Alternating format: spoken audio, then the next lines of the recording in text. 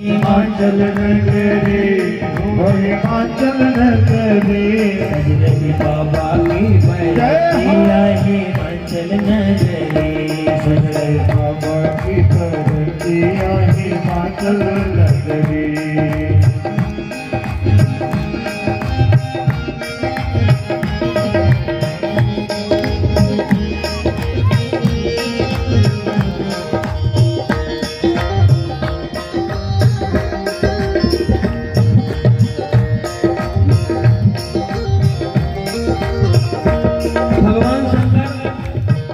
विवाह के लिए आए हैं, सभी आगे की ओर जा रहे हैं।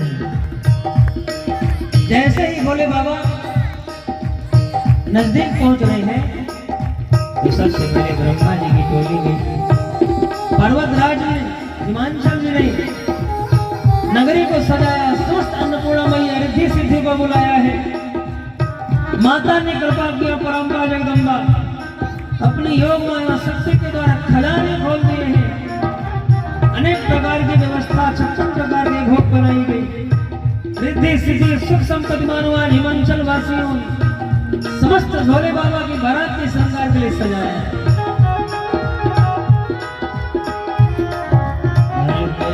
निकट बारात सुनी आई, नगर निकट बारात सुनी आई, नगर निकट बारात सुनी आई, नगर निकट बारात सुनी आई।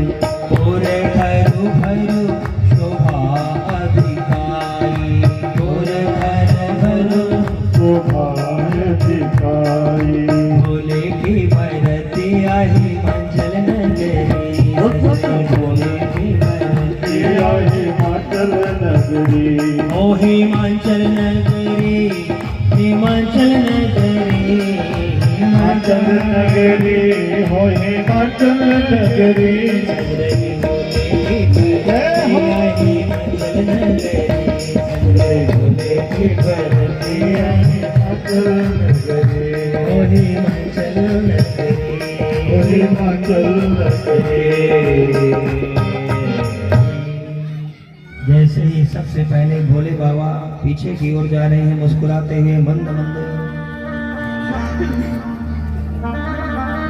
सबसे पहले ब्रह्मा जी की टोली पहुंची। जब ब्रह्मा जी की टोली पहुंची तो हिमांचल वासियों ने देखा, ब्रह्मा जी को दूल्हा समझ लिया। कितने सुंदर हैं, धन्य पार्वती जी की किस्मत और भाग्य, कितने सुंदर दूल्हा मिले हैं। ब्रह्मा जी ने कहा नहीं नहीं, अपन तो बाराती हैं, दूल्हे राजा पीछे। हिमांचल वासियों ने कहा जिस बारात का बाराती इतने सुंदर है तो उसके दूल्हे कितने सुंदर होंगे, कोई कल्पना ही नहीं किया जा सकता। ब्रह्मा जी ने कहा थोड़ी देर में साफ हिसाब किताब पता लग जाएगा, घबराओ नहीं। बीच में आई विष्णु भगवान की टोली। अब विष्णु भगवान को देख करके सब गदगद हो गए, यही दूल्हे होंगे निश्चित रूप से, सबसे सुंदर यही है। विष्णु भगवान ने कहा नहीं नहीं, हम भी बाराती ही हैं, दूल्हे राजा तो पीछे हैं। अब और ज्यादा खुश होने लगे हिमाचल वासी, कितने सुंदर सुंदर यहाँ बाराती आ रही। जैसे भोले बाबा की बारात पहुंचने वाली थी कि वहां भोजन की परंपरा चालू हो गई। पहले क्यों, जब राम जी का विवाह हुआ तो पहले गणेश पूजन हुआ, द्वार चार और परंपरा के बाद फिर भोजन की व्यवस्था। लेकिन शिव विवाह में पहले भोजन हुआ, गणेश पूजा बाद में। क्यों, क्योंकि पता था कि अगर बारात आ जाएगी तो कोई खाने पीने के लिए पूछने वाला नहीं, भगदड़ मच जाएगी। इसलिए जो भी मिले पहले ही पालो। भोजन की परंपरा प्रारंभ हुई। इधर थोड़ी देर में जब शिव जी की बारात आई और जैसे ही बाराती भी इसमें सम्मिलित हो जाते हैं, ज्यों भगवान शंकर दरवाजे में पहुंचे, मैना मैया आरती की थाली लेकर के पहुंची। भोले बाबा को देख करके आज थाली हाथ से छूट जाती है, मूर्छित होकर जमीन पर गिर पड़ी। समझाया गया, जो बच्चे थे भूत प्रेत बेताल आदि को देख करके, किसी के एक मुख है, किसी के मुख ही नहीं है, किसी के कई मुख हैं। कोई बहुत मोटा ताजा है, कोई बहुत दुबला पतला है, किसी के कई आंख है, किसी के एक भी आंखें नहीं है, किसी के कई हाथ हैं, किसी के हाथ ही नहीं है। ऐसे विचित्र बारात शिव जी की। मेरे बंधुओं, आज मैना मैया को बड़ा कष्ट हुआ है। रोने लगी, मैं नारद का क्या बिगाड़ा था। इस प्रकार से वर के लिए तपस्या करने के लिए कहा। पर्वत से कूद जाऊंगी, जल में डूब जाऊंगी, लेकिन ऐसे वर के साथ अपनी बेटी का विवाह नहीं करूंगी, जिंदगी भर दुख ही मिलेगा। बोले बाबा की जब बारात आई तो बूढ़े बैल में बैठे, वो भी उल्टा। कैसे उल्टा? बैल का मुख उस तरफ है और शंकर जी का मुख इस तरफ है। और भगवान शंकर मृगछाला पहन करके आए थे, बारात में जा रहे हैं, आज मृगछाला धारण कर लिया। मृगछाला पहने हैं और मृगछाला को सर्प के द्वारा बांध रखे, जैसे रस्सी से बांधते हैं ना, ऐसे सर्प के द्वारा बांध रखे। लेकिन जब शिव जी की बारात द्वार पर लगी तो सभी लोग नृत्य करने लगे। तो जो कमर में सर्प बंधा हुआ था उससे भी नहीं रह गया, धीरे धीरे वो भी खिसक करके शिव जी की बारात में नृत्य करने लगा। तो शंकर जी का जो बाघांबर था छूट करके बैल में ही गिर गया। इस प्रकार से शिव जी की बारात को देख करके, अद्भुत भेष को देख करके मैना मैया घबराई और बड़ी दुखी हुई। समझाया बुझाया गया। पार्वती अम्बा मैना मैया को समझाया, माँ क्यों दुखी हो रही है? मेरी किस्मत में अगर दुख ही लिखा है तो तुम मेरा दूसरा भी विवाह करोगी, वहां भी दुख ही मिलेगा। ये भाग्य है, भाभी है, बड़ी बलवान होती है, जो मेरे किस्मत में है वो मिलेगा। माँ चिंता मत करो, मन को छोटा नहीं करना। और बड़े भाव के साथ आज सांत्वना देने लगी। जानकी जी का विवाह हुआ। महाराज जनक कितने चक्रवर्ती नरेश थे, महाराज दशरथ जैसे ससुर, राम जैसे पति। जब जानकी जी गई फिर भी राम जी का वनवास हुआ। ब्रह्मा जैसे महान ज्ञानी लग्न पत्रिका लिखी, गुरु वशिष्ठ जैसे महाज्ञानी सुंदर सुमुहूर्त में विवाह कराया। फिर भी राम जी का विवाह, कुछ दिनों के बाद वनवास हुआ। जानकी जी का हरण हुआ, दशरथ जी का मरण हुआ। ये कर्मा की रेखा है, कर्मा की रेखा न्यारे, विधि ना टारी नाही डरे। कर्मा की रेखा न्यारे, विधि ना टारी नाही डरे। कर्मा की रेखा न्यारे, विधि ना तारे नाही करे, तारी नाही टरे, विधि ना तारी नाही टरे। तारे नाही करे, विधि ना तारे नाही करे।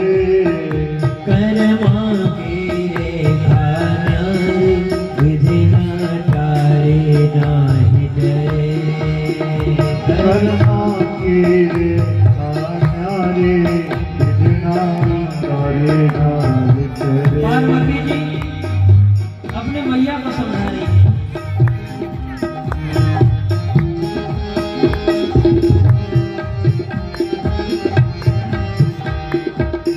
सीता जी का जब विवाह हुआ,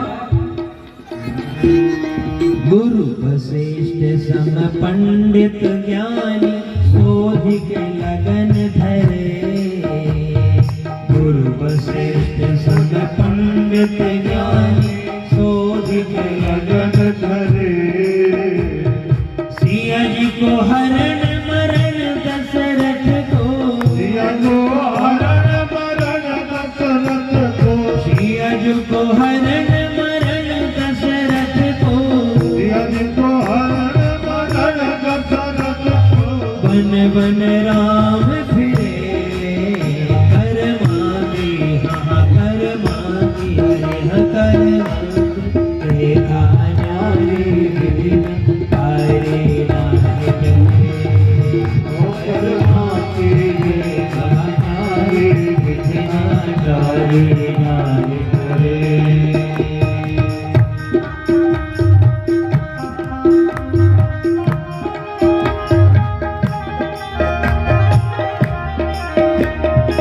लख घोड़ा लख पालकी और सिर पर छत्र फिरे। लख घोड़ा लख पालकी और सिर पर चढ़ बोले हरिश्चंद्र सत्यवादी राजा।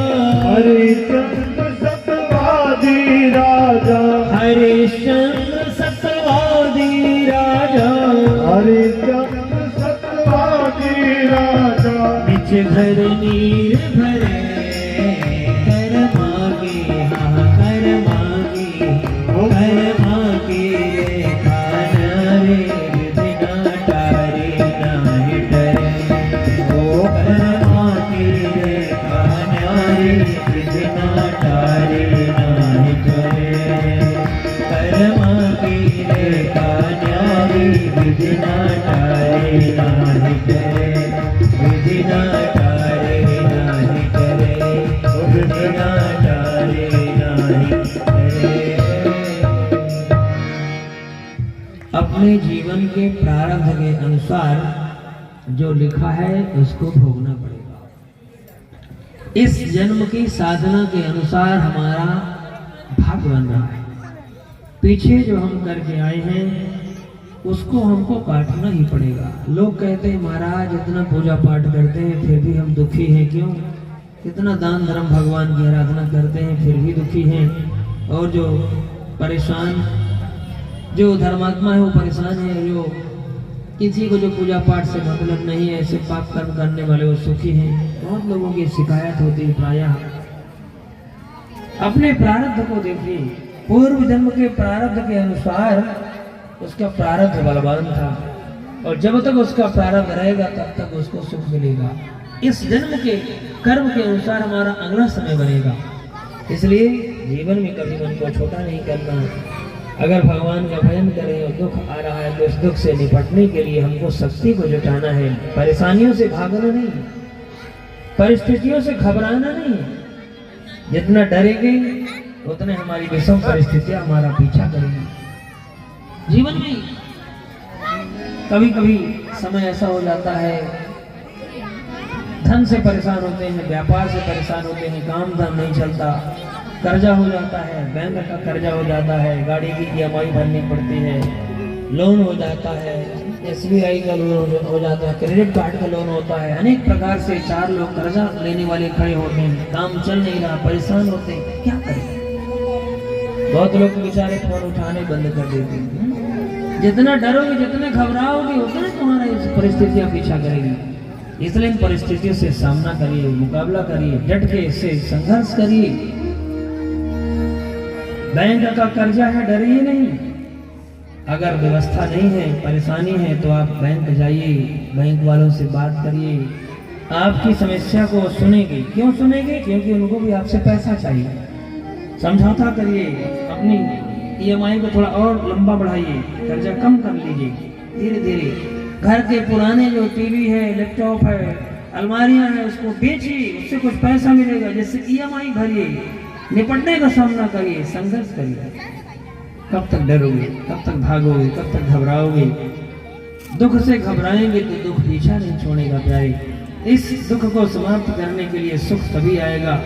समय खराब है, खराब समय में हम भगवत आराधना करें, चिंतन करें प्रभु का, किसी से बात विवाद न करें। धीरे धीरे हमारा कष्ट का ही समय टल जाएगा, संकट का समय टल जाएगा। समय एक जैसे कभी किसी का नहीं रहता। राम के जीवन में देखिए, भगवान राम के जीवन में बहुत सुख नहीं मिला। युवा अवस्था में जिनकी वनवास की यात्रा हुई, वनवास की यात्रा में भी अनेकों संकट आए जीवन में। कुछ दिनों के बाद सुख मिला, इसके बाद फिर जन्म के लिए दोबारा वनवास की यात्रा के लिए तो बहुत सुख नहीं मिला। मतलब क्या है? मतलब विषम परिस्थितियों में भी हमें संघर्ष को नहीं छोड़ना, हमें अपनी हिम्मत को नहीं छोड़ना। संघर्ष करिए, लड़ते रहिए परिस्थितियों से, घबराइए नहीं, डट कर मुकाबला करिए। इसी का नाम जीवन है। और किसी दूसरे की दर्द को भी देखिए। पराए दर्द अपनाए उसे इंसान कहते हैं। जो दूसरों के दर्द को अपना समझता है और उनके दर्द को दूर करने के लिए प्रयास करता है, उसकी समस्याओं को भगवान दूर करते हैं। इसलिए किसी की मदद करने की भावना हो, कोई नया घर बनवाइए, उसमें छोटा सा पूजा घर अवश्य बनाइए। 2 मिनट 10 मिनट भगवान की आराधना पूजन वंदन करना चाहिए सबके लिए। हमारे सनातन हिंदू धर्म का ये नियम है कि हमारे दिन की शुरुआत भजन से होना चाहिए, भोजन से नहीं। और आप लोग करते भी, एक परंपरा है। सुबह कोई भी आदमी हो क्यों ना हो, जल्दी जाना है तो स्नान करके 2 अगरबत्ती सभी लगाते हैं, धूप दीप जरूर करते हैं। ऑफिस में भी ये नियम होना चाहिए। भगवान की थोड़ी आरती पूजा वंदना हो जाए, इसके बाद फिर अपने कारोबार व्यापार, माताएं भी घर गृहस्थी को काम करते जाएं, भगवान का नाम जब करते जाएं। रसोई घर को शुद्ध रखना है, ध्यान से सुनिए सब लोग। रसोई घर अगर शुद्ध है तो आपके घर में लक्ष्मी जी आएगी, क्योंकि लक्ष्मी का भंडार है, अन्नपूर्णा का मंदिर है आपका रसोई घर। आपके रसोई घर में साक्षात अन्नपूर्णा जी रात्रि को आती हैं और देखते हैं कि रसोई साफ है तो वहाँ निवास करते हैं। और अगर साफ नहीं है, कूड़ा करकट फैला हुआ है, तो माता लक्ष्मी को अच्छा नहीं लगता। कहती यहाँ तो पहले से हाउसफुल है, हमारे रहने के लिए जगह नहीं, कहाँ रहेंगे, लौट जाएंगे। इसलिए अपने घर को स्वच्छ रखिए, बढ़िया पवित्र रखिए। कोई भी वस्तु हमारे घर में बने, पहले भगवान का भोग लगाइए, ठाकुर से तुम्हें निवेदित भोजन करही, प्रभु प्रसाद पटभूषण धरही। सब बातों का ध्यान रखना है। हम जो भी काम करें भगवान के लिए, जो भी काम करें, कोई नया वस्त्र बाजार से लाइए, पहले भगवान को समर्पित करिए, फिर वो प्रभु का प्रसाद बन जाएगा, इसको उपयोग में लाइए। अपने बच्चों को हम अनेक प्रकार के फल लाते हैं, पहले भगवान को उनको समर्पित करिए, प्रभु के लिए, प्रभु का भोग लग जाए, फिर वो प्रसाद प्रभु का हम लेंगे। जिस वस्तु को हम भोग नहीं लगा सकते, वो वस्तु हमारे घर में नहीं बनना चाहिए, ध्यान रखिए। इसलिए शुद्ध बनिए, सात्विक बनिए, शाकाहार बनिए।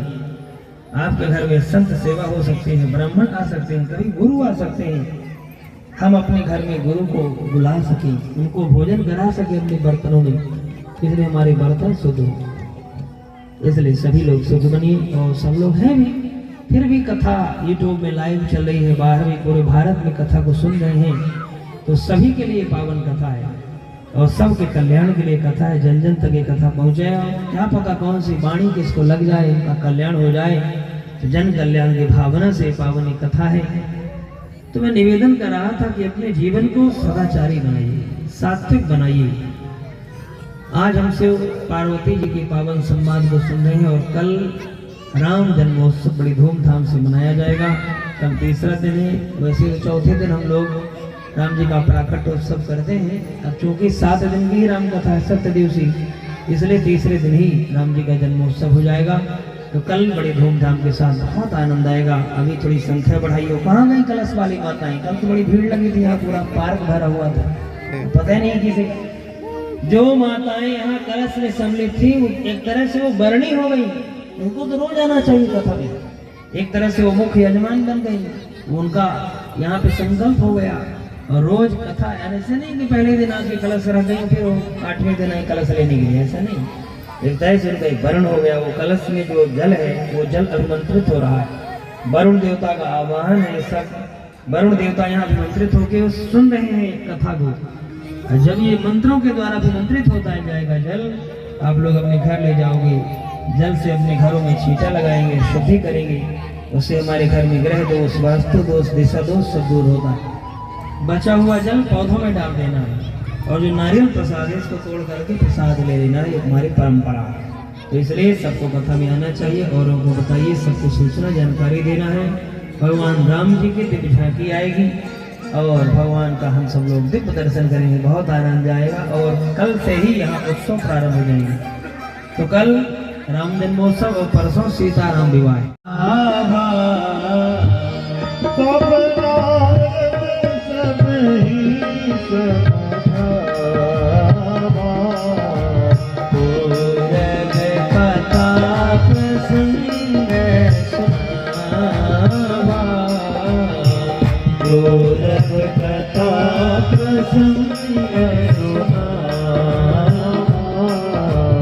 एक बार आवत से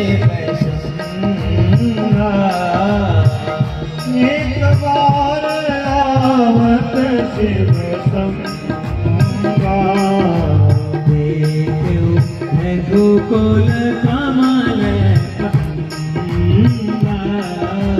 देखो रघुकुल कमल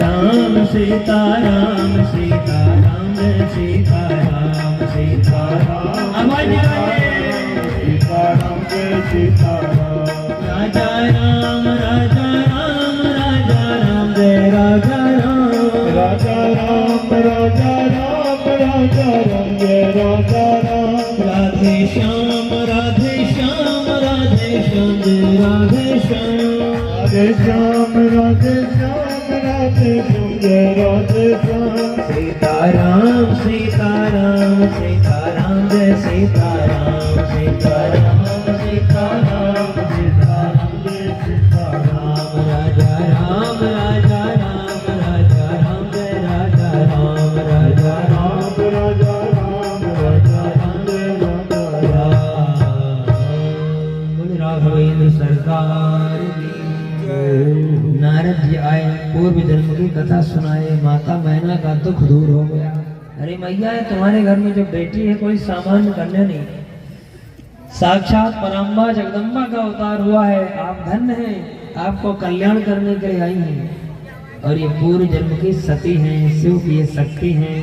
शिव के अलावा ये कहीं एक पल के लिए नहीं रहती। इसलिए आप अपनी बिटिया का विवाह निश्चित रूप से शिव को समर्पित कर दीजिए। यही सत्य है और इसी में कल्याण छुपा हुआ है, इसी में जगत का कल्याण। मैना मैया का दुख दूर हो गया। देखिए हमारे अंदर हर वस्तु है, लेकिन उस वस्तु को बताने के लिए एक गुरु की आवश्यकता है। इसीलिए जीवन में गुरु बनाया जाता है। गुरु परंपरा के माध्यम से हम लोग भगवान तक पहुंचने का रास्ता हमको मिलता है। मान लीजिए कहीं आप भटक गए हो चलते चलते, आपको कहीं सही जगह पर कोई पहुंचाने वाला ना हो, और जो सही रास्ता सही पहुंचने का जो आपको मार्ग बताते हैं वो गुरु, तो भगवान से मिलाने का जो रास्ता बताते हैं वो सच्चे सदगुरु होते हैं। इसलिए राम ने भी गुरु बनाया, कृष्ण ने भी गुरु बनाया। गुरु मंत्र वही भगवान के मंत्र होते, सबको याद भी रहता है, लेकिन जब कोई महामानव के द्वारा गुरु के द्वारा वो मंत्र मिल जाता है तो वो सिद्ध मंत्र है, अनादिकाल से चला आ रहा है। उस मंत्र के प्रभाव से इतना उस मंत्र का जप हुआ कि वो मंत्र सिद्ध हो गया। फिर उस मंत्र के माध्यम से हमारा कल्याण होता है। तो जब तक हम गुरु दीक्षा नहीं लेते तब तक कोई पुण्य काम करने का हमको पूरा फल नहीं मिलता। पिता अपनी बेटी का विवाह करता है तो पहले गुरु दीक्षा धारण करते हैं, तभी कन्यादान का फल मिलता है। यज्ञ अनुष्ठान हवन आदि का फल तभी मिलेगा जब हम गुरु धारण करते हैं, गुरु दीक्षा लेते हैं। इसलिए गुरु परंपरा। नारद जी ने पूर्व जन्म की कथा बताई, समझ में पूरी बात आ गई। इस प्रकार से पर्वतराज हिमांचल और मैना ने विवाह के लिए प्रसन्नता के साथ स्वीकार करते हैं। शिव के विवाह में गणेश पूजन हुआ। अब आप लोग विचार करेंगे कि अभी शिव जी का विवाह नहीं हुआ और गणेश पूजन, गणेश जी कहाँ से आ गए? शिव के बेटे हैं गणेश, आदि गणेश। संशय नहीं करना चाहिए। शिव जी आदि अनंत अविनाशी हैं, इनको अजर अमर अविनाशी कहा गया। पार्वती जी के अनेकों जन्म हुए, कभी वो सती के रूप में आते हैं, कभी पार्वती जी के रूप में आते हैं, कभी काली के रूप में आते हैं, कभी जगत का कल्याण करने के लिए वही दुर्गा बन जाते हैं, वही महालक्ष्मी बन जाते हैं। इस प्रकार से उनके अनंत रूप हैं, तो इसमें संशय नहीं करना चाहिए। आदि गणेश, वहाँ गणेश जी का पूजन हुआ। भोजन की परंपरा, शिव विवाह में भोजन की परंपरा हुई। अब चारों तरफ से परोसने वाले लाइन से आ रहे हैं और भंडार में क्रमशः लाइन पे बाराती लोग बैठे। एक ऐसा बाराती बैठा जिसके पास 4 मुख थे। अब परोसने वाला बड़ा चक्कर में पड़ गया, इसके पास 1 पत्तल रखूं या 4 पत्तल रखूं। तब अंदर से आवाज आ गई कि जितने मुख हैं उतने ही पत्तल रखो। दूसरे बाराती के पास जब पहुंचे तो दूसरे बाराती के पास देखा कि उसके पास एक ही मुख नहीं है, केवल धड़ बैठा हुआ है, मुख ही नहीं, मुंड ही नहीं। अब परोसने वाले को लगा कि जब इसके मुख ही नहीं तो खाएगा कैसे, इसलिए इसके पत्तल रखो या न रखो। तो अंदर से आवाज आ गई, भैया ये हमारी व्यवस्था, हम कैसे खाते हैं, तुम पत्तल तो रखो। अगली पंक्ति में गए तो एक ऐसा बाराती बैठा है कि जिसके पास धड़ ही नहीं, केवल मुंड बैठा हुआ है। अब पड़ोसने वाला घबरा गया, इसके पत्तल रखो या ना रखो, खाएगा तो लेकिन रखेगा कहाँ से। तो अंदर से आवाज आ गई कि हमारी व्यवस्था है, तुम पत्तल रखो, अपना काम करो, हम अपना काम करेंगे। एक बाराती उल्टा बैठा है, सभी लोग इधर मुख करके बैठे हैं और एक बाराती का मुख पीछे की तरफ। अब वो विचार किया कि इसका पत्तल इधर रखूं कि उधर रखूं। तब वो बाराती के अंदर से आवाज आ गई कि व्यक्ति का सबसे श्रेष्ठ होता है मुख, इसलिए जहाँ मुख है पत्तल को वहीं रखना चाहिए। तब पूरा घेरा बना करके वापस लौट करके घूम करके आया और फिर समस्त सामग्रियों को रखा। इस प्रकार से अनेक प्रकार की शिव जी के बारात में भोजन की परंपरा हुई। और इसके बाद माताएं गारी गाकर, हमारे समाज में परंपरा है ना आज भी, लेकिन अब धीरे धीरे परंपराएं संलुप्त होती जा रही है, क्योंकि सब विवाह आजकल सब मैरिज होम से होने लगी। हमारे मध्य प्रदेश में आज भी ये परंपरा है, यूपी वाले भी, यूपी में भी होती है। तो माताएं गारी गाती हैं तो बाराती और देर से खाते हैं, ठहरा ठहरा के धीरे धीरे खाते हैं ना?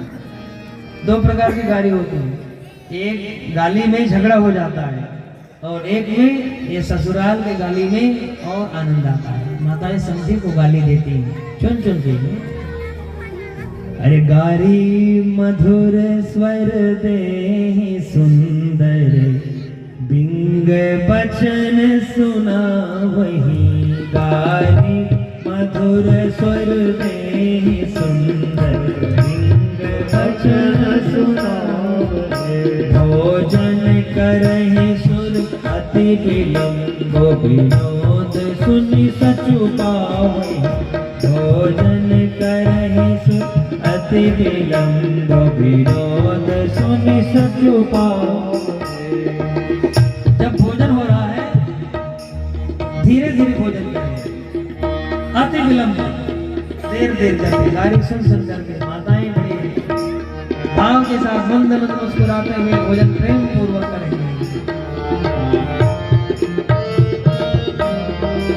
जेवत जो बढ़ो आनंद, सो मुख कोटि हो न परहु कहूं।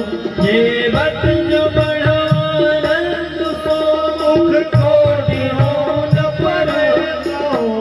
अजवाई दीने पाव दबने, पास जहाँ जाको रहो। अजवाई दीने पाव दबने, पास जहाँ जाको रहो। पास जहाँ जाको रहो, पास जाको रहो। बड़े प्रेम पूर्वक भोजन हुआ। भोजनोपरांत अब आगे की जो परंपरा है, विवाह की परंपराएं जो रस्में हैं संपन्न हुई। एक परंपरा है साक्योच्चार।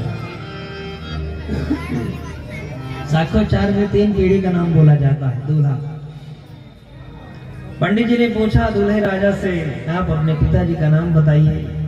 अब भगवान शंकर को लगा कि अपना बाप किसको कह दूं, मेरा तो कोई पिता ही नहीं। चुप हो गए। तब ब्रह्मा जी आगे आ गई, इशारा किया अपने तरफ, अरे हम ही को कह दो पिता, कहने में क्या जाता है। शादी विवाह में थोड़ा विनोदा भाव में झूठ बोलने में दोष नहीं लगता। 8 जगह झूठ बोलने में दोष नहीं लगता। 8 जगह कौन कौन से हैं? स्त्री सुनर्म विवाहे चा, व्रत्यर्थे प्राण संकटे, गो ब्राह्मणे हिंसायां, नान्दितम सजुगुप्सितम। विवाह के समय बेटी की थोड़ा बहुत सम्मान और बड़ाई करना हो तो कर देना चाहिए, लेकिन ज्यादा नहीं करना कि कल के दिन घर में क्लेश हो। थोड़ा बहुत सम्मान को बढ़ाना हो, किसी की गृहस्थी बस जाए तो ये भी एक धर्म का काम है। स्त्री सुनर्म विवाहे चा, व्रत्यर्थे प्राण संकटे। किसी के प्राण संकट में हो और आपके झूठ बोलने से उसके प्राण बच जाए तो इसमें दोष नहीं लगता। अगर गौ माता इधर गई है, पीछा करते हुए अगर शिकारी आ रहा है धनुष बाण लेकर गाय को मारने के लिए, और आपने अगर इधर बता दिया दाहिने तरफ है, और अगर आपने बाएं कह दिया तो उसमें झूठ बोलने का दोष नहीं लगेगा, क्योंकि गौ हत्या बचेगी। किसी ब्राह्मण का अपमान हो रहा हो और आपके अगर झूठ बोलने से अपमान रुक जाए तो उसमें दोष नहीं लगता। नान नृतम व्यापार में थोड़ा बहुत झूठ तो आप लोग बोली देते हैं, लेकिन उससे जो धन मिलता है वो दशांश धर्म में लगाना चाहिए, तब उसके झूठ की निवृत्ति होती है, नहीं तो उसका दोष लगता है। इसलिए धर्म बताया गया, पुण्य में लगाते रहिए, दान धर्म में लगाते रहिए, ताकि उसका दोष हमारे जीवन में न लगने पाए। इस प्रकार से आज थोड़ा यहाँ पर विनोदा भाव है। भोले बाबा के विवाह में ब्रह्मा जी ने अपने तरफ इशारा किया कि हमको दूल्हा कह दीजिए, कह दिया दूल्हे राजा। पंडित जी ने कहा आपके बाबा जी का क्या नाम है? अब बड़े संकट में पड़ गए, बाबा किसको बताऊं? तब अगली लाइन में बैठे हुए थे भगवान नारायण। नारायण ने कहा हमको ही बाबा बता दीजिए। तो कहा विष्णु भगवान की तरफ इशारा किया, यही हमारे बाबा जी। पंडित जी ने कहा एक तीसरी पीढ़ी का नाम और बता दो, रिश्ता पक्का फाइनल। भोले बाबा को आ गया क्रोध, कहने लगे कोई किसी का बाप दादा नहीं, सबका बाबा पर बाबा मैं ही हूँ, बोले शंकर भगवान। सच बात तो यही है कि भगवान शिव की कोई जन्म की कथा नहीं है, कोई परम धाम जाने की कथा नहीं है, क्योंकि अजर अमर और अविनाशी। राम जी के प्राकट्योत्सव की तिथि है और स्वधाम गमन की भी कथा है, लेकिन कृष्ण के भी आने की तिथि और जाने की तिथि, लेकिन शिव जी का कोई प्रसंग नहीं, शिव महापुराण में भी नहीं है। इसलिए अजर अमर और अविनाशी इनको कहा गया। कभी आते नहीं, कभी जाते नहीं, ये निर्गुण निराकार है और सगुण साकार है। इस प्रकार से भगवान शिव का विवाह हुआ और आज ब्रह्मा जी भी इस रहस्य को देख रहे हैं, नारायण भी पुष्प की वृष्टि करें, अपने भाग्य की सराहना करे हैं। और उसी समय भोले बाबा ने माता पार्वती जी का पाणी ग्रहण किया। अरे पाणी ग्रहण जब कीने महेशा, पाणी ग्रहण जब कीने महेशा, पाणी ग्रहण जब कीने महेशा, पाणी ग्रहण जब कीने महेशा, ये हर से तब सकल सुरेशा, ये हर से तब सकल सुरेशा, ये हर से तब सकल सुरेशा, ये हर से तब सकल सुरेशा, वेद मंत्र मुनि बर को जय, वेद मंत्र जय जय जय शंकर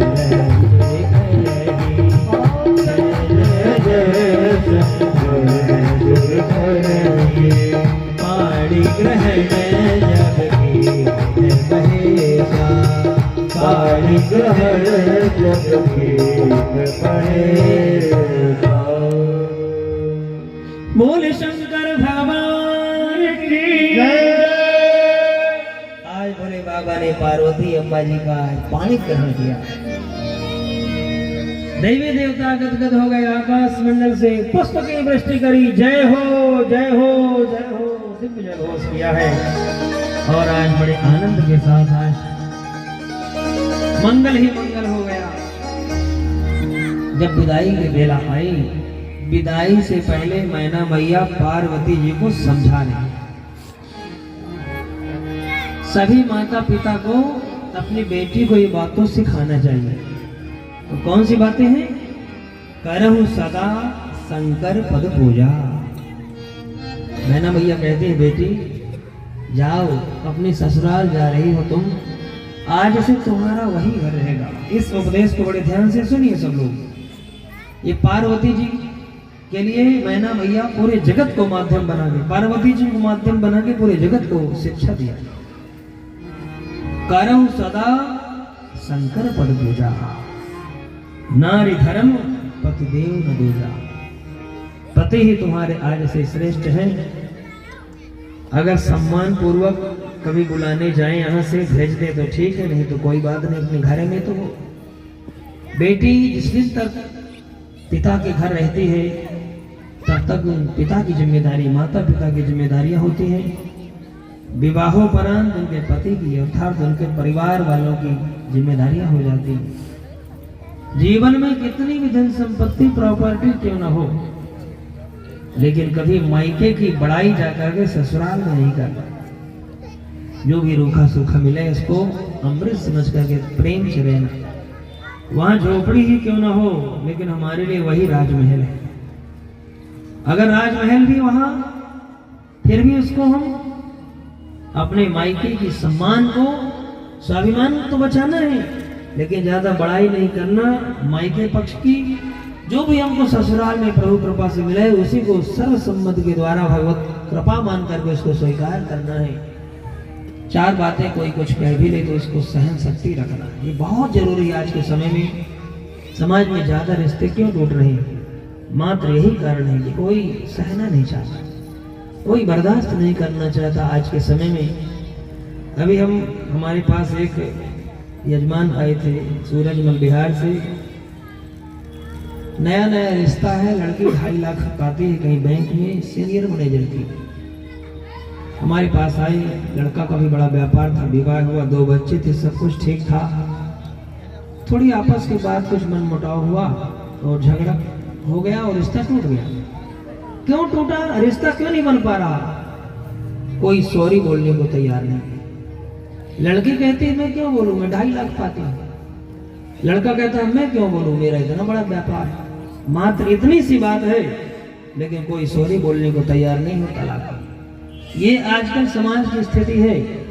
इसलिए स्त्री जाति को पार्वती अम्मा यहाँ समझा रही है, मैंने भैया पार्वती जी को, कि हम मात्र शक्तियों को तो जीवन में पराधीन है। जब बचपन में रहते हैं तो माता पिता के अधीन रहते हैं, युवा अवस्था में पति के अधीन रहते हैं, और बुढ़ापे में तो बच्चों के अधीन हो जाते हैं। स्त्री जगत को ईश्वर ने ऐसे ही बनाया है। बहुत से उपदेश की बातें कही और समझाया बुझाया। जीवन में अपने पति को ही सर्वस्व मानना, उनके शरण में रहना, उनके बताए हुए रास्ते पर चलने का प्रयास करना, और अपने परिवार के लिए, अपने घर के लिए बढ़िया अपने पति आज्ञा का पालन करना, नारी धर्म का जो उपदेश होता है वही धर्म का उपदेश दिया। विदाई के बेला आई, विदाई के समय जिस प्रकार से महाराज जनक विदेह राज थे, लेकिन सीता जी की विदाई में आज महाराज जनक भी आज विचलित हो गए, रोने लगे। पुत्री का ये मोह है, दुनिया का कौन ऐसा पिता होगा जो बेटी के विदाई के समय में आंखों से आंसू ना निकले। बेटी दो घर को पवित्र करती है, अपने पिता के घर को और अपने पति के घर को, इसलिए बड़े सौभाग्य से होती है। इसलिए कन्या की रक्षा हो और बेटियों का सम्मान हो, उनको अच्छे से शिक्षित किया जाए, उनको सही उपदेश किया जाए, सही संस्कार दिया जाए। और भारतीय संस्कृति की रक्षा तभी है जब हमारी आने वाली जो नई पीढ़ी है जो तटस्थ रहे और अपना हमारी सनातन हिंदू धर्म की रक्षा करे। हमारी सनातन संस्कृति की रक्षा ही तभी जब हम वेदों को माने, पुराणों को माने। सबके पास रामचरितमानस सबके घर में होना चाहिए। हमारे घर में रोज सत्संग हो, आपस में सभी लोग बैठिए, इससे प्रेम बढ़ेगा परिवार में। कोई एक व्यक्ति बोलने लगे, सभी लोग घर के बैठ के सुने। ध्रुव जैसे, प्रहलाद जैसे भक्तों की कथा हमारे घर में हो, जिससे हमारे बच्चों में भी संस्कार आए। माता पिता का सम्मान आज के समय में बहुत जरूरी है। ज्यादातर आप लोग देख रहे हैं कि आज घर परिवार में बच्चे जब बड़े हो गए, धीरे धीरे अपने परिवार के प्रेम में फंस गए। और माता पिता ने हमारे लिए क्या किया? जिन माता पिता ने सर्वस्व न्यौछावर कर दिया अपने बच्चों के लिए, और वही अंतिम सेवा में प्रसन्नता होती है, बेटा हमारा बड़ा हो जाए, बहू आ जाए, सेवा करेगी, हम भजन करेंगे। लेकिन जैसे जैसे स्थिति बनी तो धीरे धीरे अपनी पत्नी में प्रेम, बच्चों में प्रेम हो जाता है। माता पिता की तरफ 2 रोटी भी देना भारी पड़ता है। इसलिए माता पिता से बड़ा दुनिया में कोई देवता नहीं, जो करते हैं उससे बड़ा दुनिया में कोई धर्मात्मा भी नहीं है। इसलिए जो नहीं करते उनको करना चाहिए। यही राम कथा शिक्षा दे रही है। हमें निज धर्म पर चलना सिखाती रोज रामायण, हमें शुभ आचरण करना सिखाती रोज रामायण। ये राम कथा ये सब के लिए शिक्षाप्रद है और सबके कल्याण की भावना है। इसलिए सभी लोग हम इस परंपरा को माने। और रामायण में कोई भी ऐसी बात नहीं है जो हमारे समाज के लिए ना हो, हमारे घर के लिए ना हो, हमारे व्यक्तिगत के लिए ना हो, हमारे परिवार के लिए ना हो। एक आदर्श मानव का जीवन चरित्र कैसे होना चाहिए, ये पूरी बातें यहाँ पे बताई गई। और इस प्रकार से धीरे धीरे भगवान शंभु जगत पिता परमात्मा जो दीनबंधु दीनानाथ है और धीरे धीरे भगवान पर्वतराज हिमांचल आज फूट फूट करके रोए पार्वती जी की विदाई की। विवाहोपरांत सभी देवी देवता अपना अपना निज निज धाम को पधारे हैं और बोले बाबा कैलाश पर्वत पधारे। अरे जब ही शंभु कैलाश ही आए, जब ही शंभु कैलाश ही आए, सुर सब निज निज लोक सिधाए, सुर सब निज निज लोक सिधाए। जगत मातु पितु शंभु भवानी, जगत मातु पितु शंभु भवानी, जगत मातु पितु शंभु भवानी, जगत मातु पितु शंभु भवानी। श्रृंगार जगाओ बखानी, श्रृंगार जगाओ बखानी। श्री राम जय राम, श्री राम जय राम। बाबा तुलसी ने इस कथा के क्रम को मोड़ा है और कहा कि आज भोले बाबा विवाहोपरांत पार्वती अम्बा जी को साथ में लिया और कैलाश पर्वत पधारे। सभी देवी देवता अपने धाम को प्रस्थान कर गए। देवताओं के मन में मात्र एक ही अभिलाषा है, भोले बाबा से एक पुत्र प्राप्त हो जो तारकासुर को खा रहे। तारकासुर सबको प्रताड़ित कर रहा था, सबको यज्ञ को विध्वंस कर रहा था, धर्म यज्ञ पूजा पाठ सबको नष्ट करने लगा।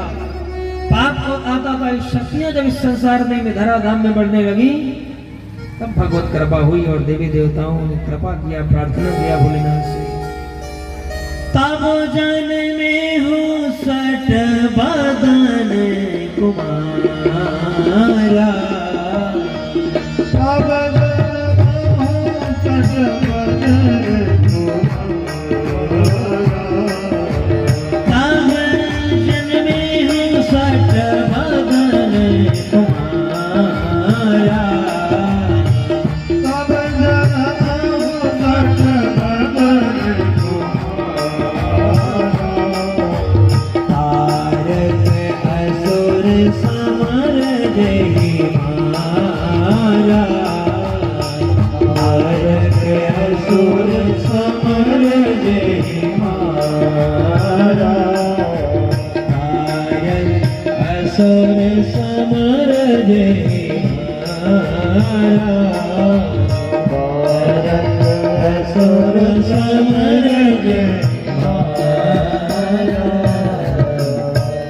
बोले रामचंद्र भगवान की, शंकर भगवान की। नमः पार्वती पते हर हर महादेव। बाबा तुलसी एक मर्यादित कवि है, इसलिए भोले बाबा के गृहस्थ आश्रम के बारे में नहीं लिखा, क्योंकि हमारे जगत पिता है, परमात्मा है, देवाधिदेव है, आदिदेव है। भगवान के माता पिता के गृहस्थी के बारे में क्या लिखना है, मर्यादा के खिलाफ है, उचित नहीं है। इसलिए मात्र इतना संकेत दिया है, कन्हई विविध विविध भोग विलासा। बाबा का गृहस्थ आश्रम प्रारंभ हुआ और कुछ क्षण व्यतीत हुए और तारकासुर नाम के दैत्य का उद्धार करने के लिए कुमार कार्तिकेय का प्राकट हुआ। बोले कार्तिकेय भगवान की। देवी देवता बड़े प्रसन्न हुए, गदगद हुए, आकाश मंडल से पुष्प की वृष्टि हुई और तारकासुर बड़े वो कार्तिकेय बड़े हुए। जैसे कुमार अवस्था में हुए तब देवताओं का सेनापति बना दिया गया। देवी देवता माता पार्वती जी से आज्ञा मांगी और विजय श्री का टीका लगाया है पार्वती अम्बा ने। जाओ, मर जाना, मिट जाना, भले ही मरते मरते वीर गति को प्राप्त हो जाना, लेकिन कभी भी युद्ध से भाग करके पीठ मत दिखाना, नहीं तो वहां देवता भी सम्मान नहीं करते और इस पृथ्वी में मनुष्य भी सम्मान नहीं करते। माता को प्रणाम किया, वंदन किया, आकाश मंडल में बड़े जोर से गर्जना किया है। दैवी सेना आज कार्तिकेय जी के साथ में है और समस्त आज दैत्य सेना एकत्रित होकर के घमासान युद्ध प्रारंभ हुआ। अस्त्र शस्त्र चलाए गए। जैसे ही तारकासुर की मार्केश की दशा आई, आज भयंकर जोर से जय घोष हुआ। हृदय में आज शस्त्र लगाया है, धड़ाम से पहाड़ के समान तारकासुर का उद्धार किया। बोले कार्तिकेय भगवान की। माता को प्रणाम किया। माता ने हृदय से लगाया। प्रथम विजय हुई आज कुमार कार्तिकेय की। देवी देवताओं को आज बड़ी प्रसन्नता हुई, मन में बड़ी शांति मिली और चैन की सभी प्रसन्नता के सांस लिया।